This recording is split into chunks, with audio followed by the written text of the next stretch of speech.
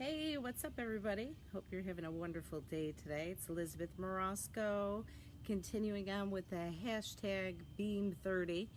And one of the tips I want to come on and share with you today, it's really basic. It's about planning. And I think that sometimes we get a little too fancy with our big planners. Remember the Franklin planners? And now it's escalated to digital and all that, and those are great tools. But if you don't have a pretense for utilizing those tools to ensure success, it's a waste of time and a waste of money, because a lot of those things cost a lot to purchase in the first place.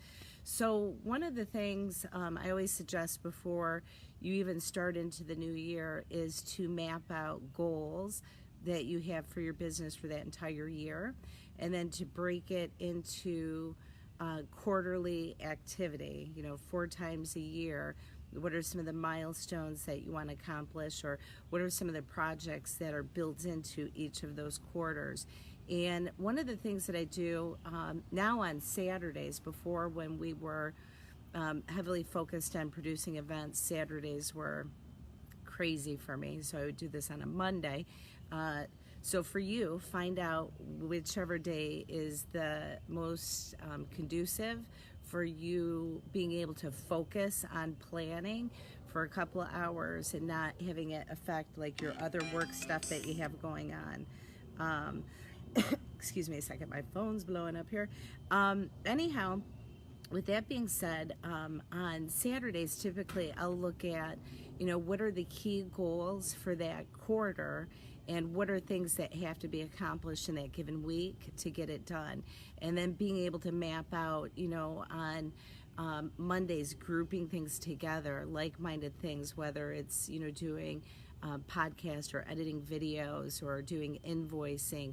And I call it like blocks of time, so that you're not scattered all over the place. And for small business owners, this is something that's really key that can help you maximize your time instead of breaking it up into pockets of minutes here and there. It tends to get a little bit wasted away. So that would be definitely one thing. The other thing is I do use a lot of the digital planning tools in my calendar and stuff like that, but I also still use a hard, like physical copy of a calendar, and I look through it like in a given quarter or month to find out what are the things that are coming in and what needs to be adjusted. This is also a good time to do updates on like your contacts. If you're doing marketing promotion, media people change, they come and go out of positions, making sure that your key contacts that are tied into who you release your press releases, that's up to date. Even connecting with local chamber of commerce that you might be tied into to find out if updates for potential clients that you want to connect with, that those are updated in your records as well, because there's nothing like sending out information to the old guy or gal that used to be there, and it sits there empty. So those are some things that I would definitely do. And then even looking into different activities that are happening in your community that given week, going and finding out if there's things that are going to be coming up in the next week or two that are tied to other organizations outside of yourself, but could be a potential good fit. So scout out other things outside of your to-do list that could be advantageous for your company to either have a presence, participate, or even just to know. It's a good time to understand what are things that your competition's doing. So doing some of your research, doing it in quiet time, and taking time to really reflect, are the actions that you did last week correlating with where you're trying to get your quarter of this year going with your business. And planning is key. So a lot of times I've had people say to me, for those of you that aren't familiar with me or with my agency, I own Brady Events and Marketing, and we produce massive events, platinum weddings, black tie events, consulting for different corporations, et cetera, et cetera. But I've had people say to me, I have no idea, how did you accomplish this? How did you get this done in this amount of time? And typically what they see is the tip of the iceberg, but the planning of everything was done months, sometimes a year in advance.